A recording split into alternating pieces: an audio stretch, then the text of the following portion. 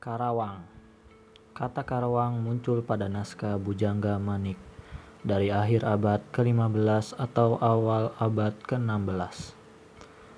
Sebagian dari naskah Bujangga Manik menuliskan sebagai berikut. Dalam bahasa Sunda, Karawang mempunyai arti penuh dengan lubang. Bisa jadi pada daerah Karawang zaman dulu banyak ditemui lubang. Cornelis de Houtman, orang Belanda pertama yang menginjakkan kakinya di Pulau Jawa, pada tahun 1596 menuliskan adanya suatu tempat yang bernama Karawang sebagai berikut. Di tengah jalan antara Pamanukan dan Jayakarta, pada sebuah tanjung terletak Karawang. Meskipun ada sumber sejarah primer yaitu naskah Bujangga Manik dan catatan dari Cornelis de Houtman yang menyebutkan kata Karawang, sebagian orang menyebutnya Kerawang, ada pula yang menyebutnya Krawang seperti yang ditulis dalam buku Miracle Sight West Java. Dalam buku sejarah Karawang berspekulasi tentang asal-muasal kata Karawang. Pertama, kemungkinan berasal dari kata Karawaan yang mengandung arti bahwa daerah ini terdapat banyak rawa. Dibuktikan dengan banyaknya daerah yang menggunakan kata rawa di depan seperti rawa gabus, rawa monyet, rawa merta, dan lain-lain.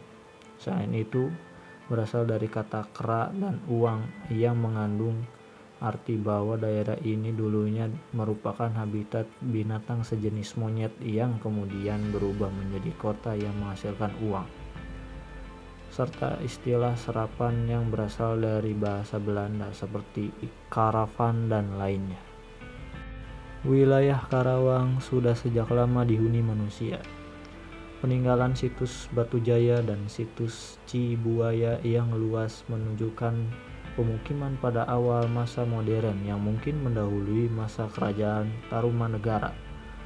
Penduduk Karawang semula beragama Hindu dan Buddha, dan wilayah ini berada di bawah kekuasaan kerajaan Sunda. Pada masa menjelang kemerdekaan Indonesia, Kabupaten Karawang menyimpan banyak catatan sejarah.